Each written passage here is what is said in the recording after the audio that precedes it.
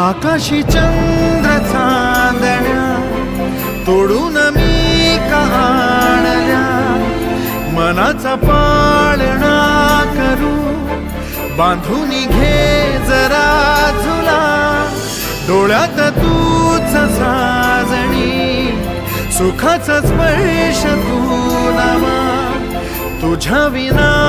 उरेन अर्थ जीवना, उजळे तुझ्या हसूने कणकण, अन चंद्र हे हातीचे काकण,